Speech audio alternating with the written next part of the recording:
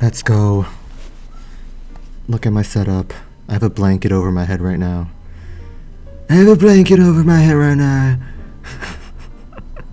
Hey guys, and welcome to Sozu Project. Today's video will be part 1 of a 2-part series stemming from a viewer's request, where a viewer pitches an idea and I built that in the world of Altar. While much of the creation process will be shown in part 2, today we will be building arguably the most iconic part of the whole build, a lost structure inspired by Antoni Gaudí's magical creation, La Sagrada Familia. Today's build is an amalgamation of lore, history, and inspiration. I welcome you to the Cathedral of Time.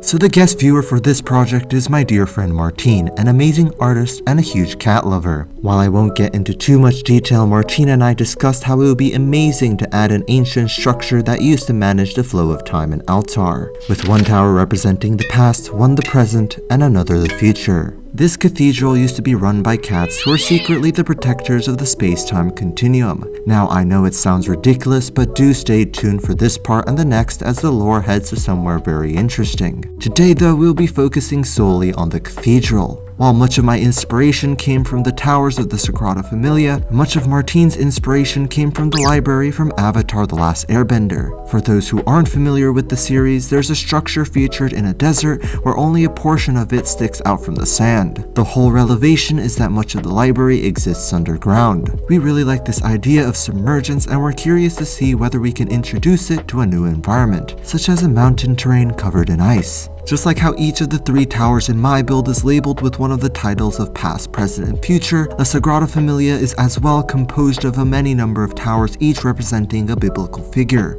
The 12 towers on the outside represent those of the 12 apostles. The taller towers located a little more inwards to the building are the 4 evangelists. The tower next to the tallest one is that of Virgin Mary's, and the huge one is the Tower of Jesus Christ. It is important to know that many of these towers are yet to be built, which is really one of the beauties of the Sagrada Familia, a construction work that has been carried out for more than a century. Now, it is important to know that the Sagrada Familia is a basilica and not a cathedral. That exists somewhere else in Barcelona. The master architect behind this wonder is indeed none other than Antoni Gaudí. However, the project at first was initiated through the hands of architect Francisco de Paula Byeee, until he resigned a year later, allowing Antoni Gaudí to be hired at the age of 30. Once he came into the project, Gaudí looked at the original design and was like, okay, that's pretty cool.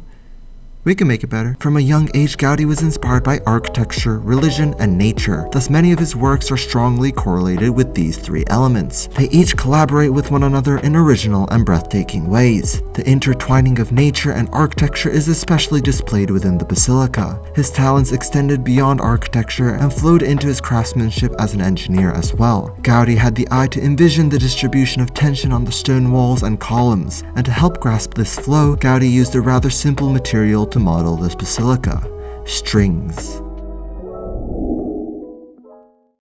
The way gravity pulls down on strings with fixed ends show how tension could be dispersed in the world of nature. This idea can be seen in arcs and many other methods of construction. Having the laws of nature on his side, Gaudí made a model of the Sagrada Familia completely out of strings. Hence, Gaudí, instead of working against the force of nature, found a way to work with it.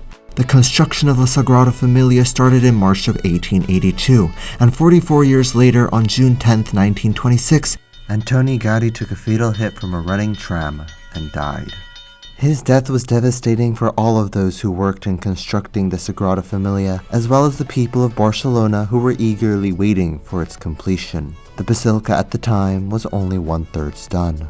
Gaudí, who knew that he wouldn't live to see the basilica's completion, left a workshop full of his documents and designs. However, in 1936, during the Spanish Civil War, his workshop was assaulted, destroying many of the documents. With the remaining papers left, architects today are working hard to realize the completion of the basilica. Gaudí's complex designs that were nearly impossible to visualize back then can now be simulated in a computer-generated environment. Stones that used to have to be placed block by block can now be constructed at a different location with steel bones and later be craned onto each other. Stones from all over the world are also used to build the basilica today, and what used to be a site that the people of Barcelona were yearning for became a site the whole world is waiting to see.